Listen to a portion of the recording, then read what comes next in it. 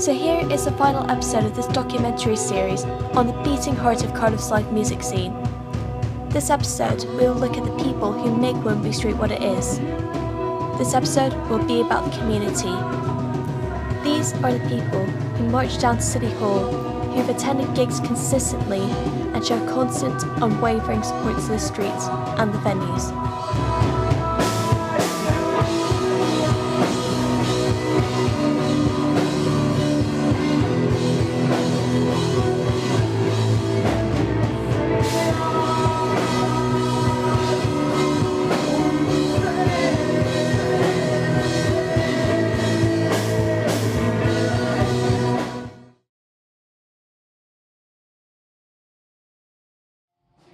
Firstly, thank you all very much for coming out here this evening for my gig night alongside all my friends. It's really nice to see all my friends here. See what I did there? Make sure you take some maps. There's some free maps going at the back of this venue next to my giant map. Take one for your mum, your nan, your uncle, your goldfish, your dog. Doesn't matter. A person that I would like to feature is Daniel Minty, who is paramount to Cardiff's live music scene. Over the past few months, he has created a full map of every single live music venue in Cardiff, so that tourists and those visiting the city will know what Cardiff is all about. And that is, we know how to put on a live gig.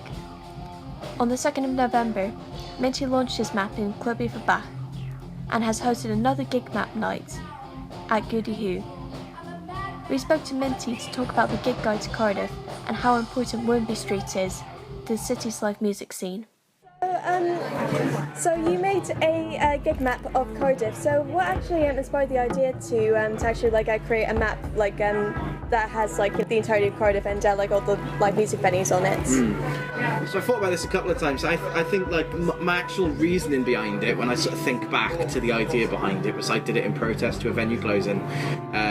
Dempsey's, which closed, at the beginning of 2017, was a venue that was quite dear and close to my heart. Yeah. I started coming to gigs in 2005, 2006 here in Cardiff.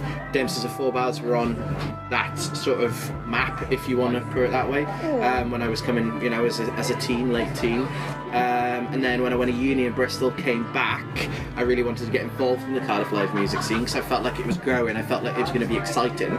So I got involved with Soon, and when I first volunteered for my first ever Soon, I volunteered, and my first ever venue was Dempsey's, and it was Kean Kieran headlining from the Super Furry Animals, and it was just a great gig. And I remember looking at the sort of space that it was sort of quite a weirdly shaped venue, but it was sort of big enough to house quite a lot of people, but also small enough to have a community together, enjoying music and each other's company.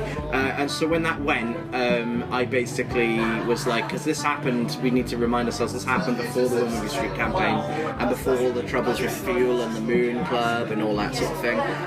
So when it happened, I basically said to my mate Alex, I want to do a map. We're sitting here in Goody Hoo now, and I said to him, look man, thinking of doing this map, can you draw Goody Hoo? So that was the first ever venue that he drew. Felt like we needed to bring a sense of unity between the venues, because it doesn't matter, we're here tonight, there's probably about 80 people here, when Ed Sheeran comes to play next year, he's going to be playing to 80,000 strong, it doesn't matter whether you're 80 or 80,000, you're a venue in this city, you deserve to be protected, you deserve to be recognised, and you deserve to be celebrated. So that's what the map is. It's one massive celebration, but also in these sort of catacombs of it all, it's a real sad time, because there should be a venue on there that was at the top of Womanby Street that was very dear to my heart. So you had the map launch in Womanby Street. So how central do you think Womanby Street is to the live music makeup of the entire city?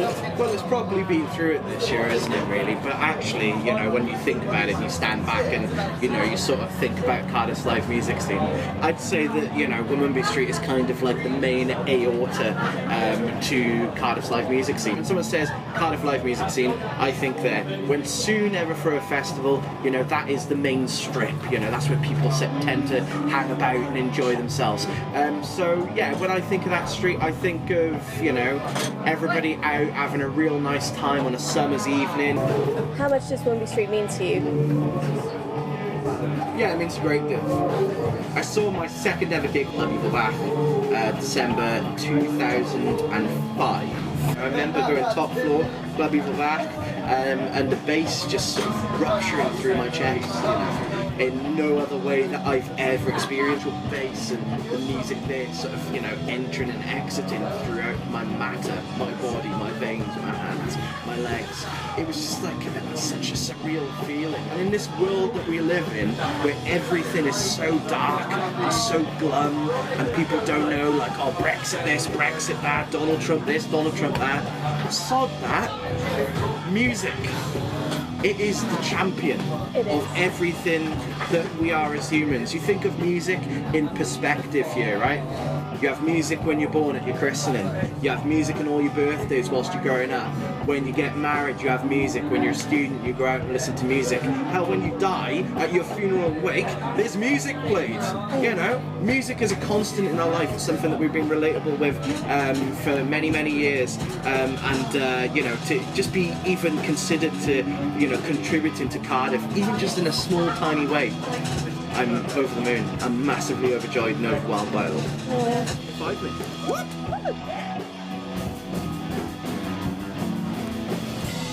Save Womanby Street is a fairly recent campaign, having its genesis in March 2017, but gaining an unprecedented amount of momentum from the community, as well as music lovers throughout the city and elsewhere in the UK. Its aim is to protect Cardiff's live music and prevent the closure of any more venues on Womanby Street, after the brief closure of the Moon and closure of Dempsey's. I'm speaking to Ewan from the Save Womanby Street campaign to talk about their work in the past year.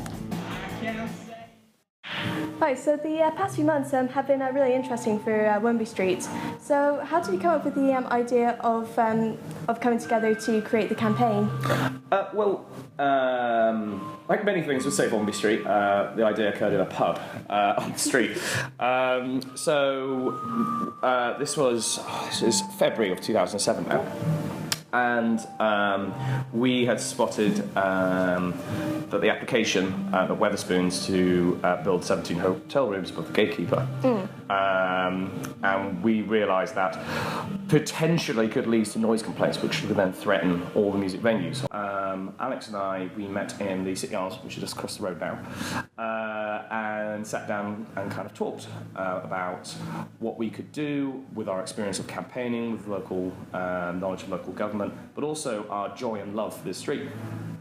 We decided that one thing that wasn't happening is lots of little pockets were jumping up. There's no one who was talking to the venue owners. And it was very important for us that they were the driving force, because at the end of the day, if any of these venues closed, we would lose a place where we drank, a place where we had formed friendships and a community that we loved. But the venue and the staff would lose their business, their jobs, their homes, potentially. So we thought, well, they need to be at the centre of the campaign.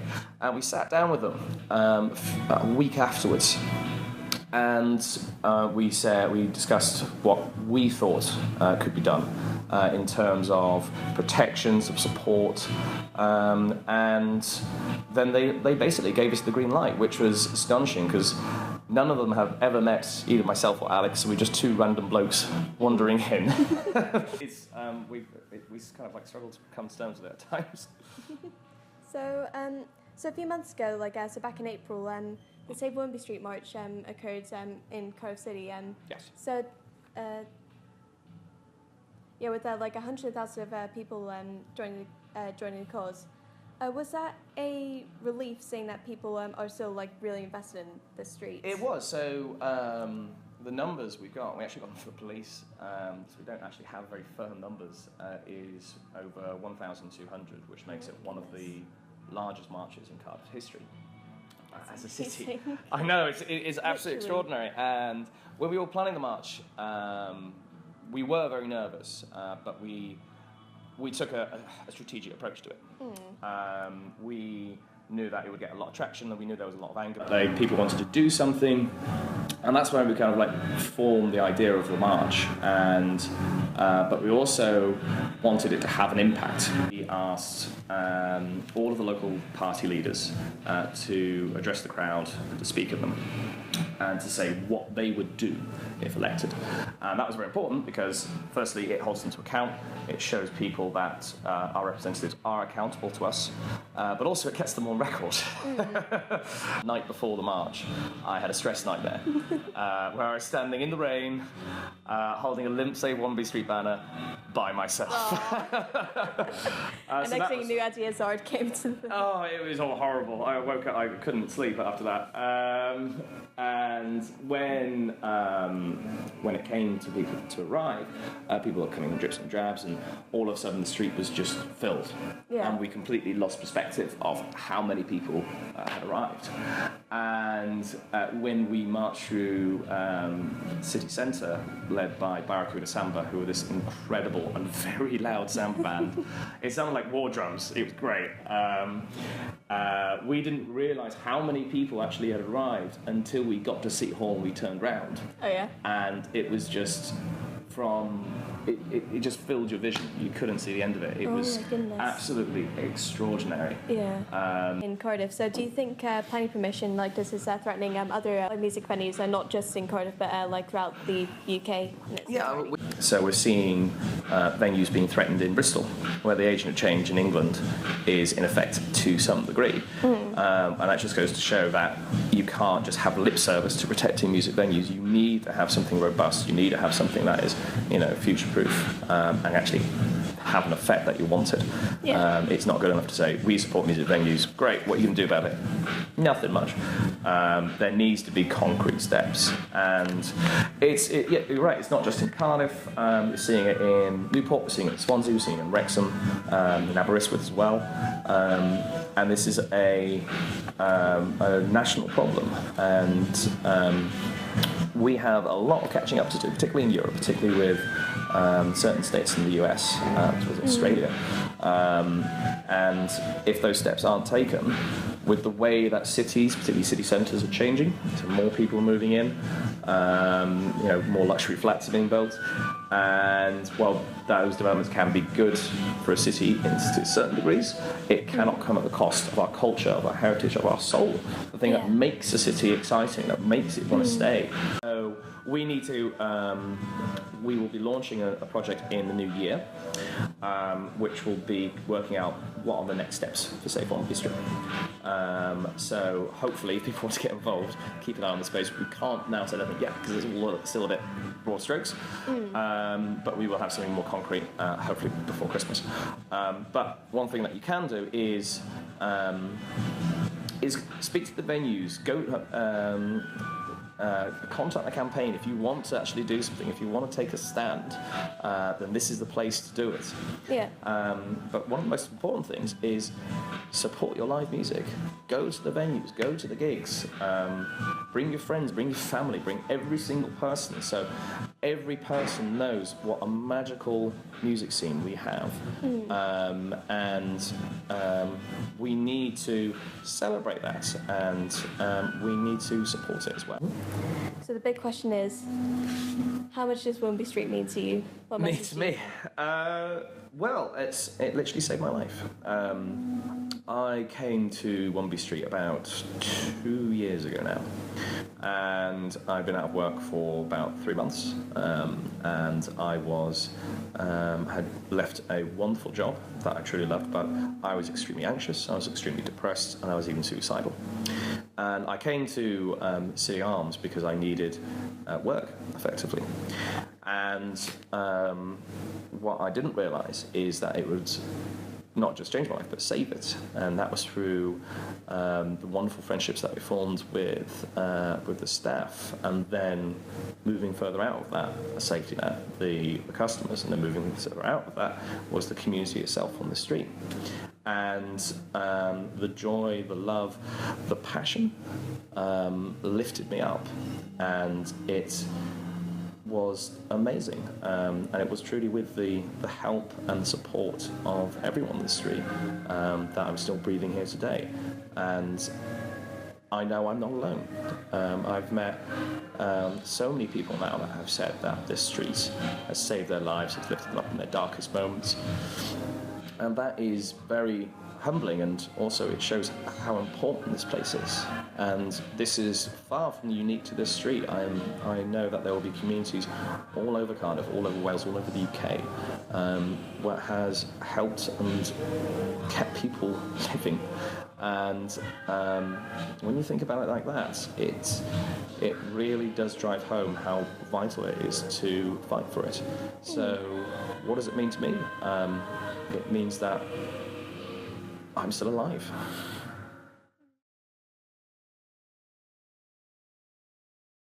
So all in all, this documentary shows that we don't just want live music, we need live music. It's so important to Cardiff's identity in that it has this ability to bring people together regardless of who you are and where you're from. And in times like this, we need to be reminded of our community.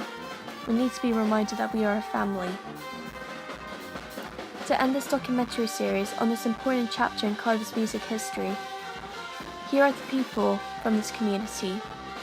These are the people who make Womanby Street, and Cardiff in general, the fantastic city that it is. It's only getting better, and it brings a lot more people from that side of town to this side of town. It means a great deal to us. If it wasn't for buildings like the Castle Gorian, we wouldn't have been able to have a full-time shop. And it's great being surrounded by other venues like Club and Tiny Rebel and the guys that we do. So yeah, it's a great community to live on, and we wouldn't really be here without it. And this is a very talented drummer playing. Kids no good at hearing a bit of flute. When you tell CTV what Womanby Street means to you, mate, is he on the camera? Yeah. He is. Oh, there we are. They can see you. Wait, mate. Wait. Womanby Street is the most incredible place in Cardiff, if not Wales. And for all the things that you already probably said. So wonderful is that you walk out on the street, particularly after 11 p.m. Over the weekend, and you see all those groups kind of like melding into one. Everyone knows each other, everyone has a chat, and you look past those stereotypes, you look past sort of like preconceptions about people, and you start seeing, as a friend of mine Dan said, you start seeing people as people, I know that's far from unique to the street.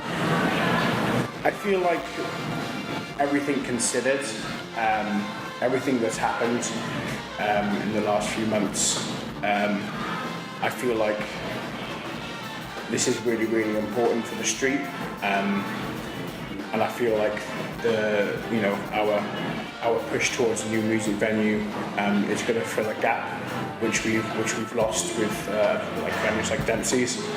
And I hope that we can, pull it off and help some more local bands within the street. And that's what the street's all about, really. It's all about kind of like, fans of local music, bands, and feeling, like there is a sense of community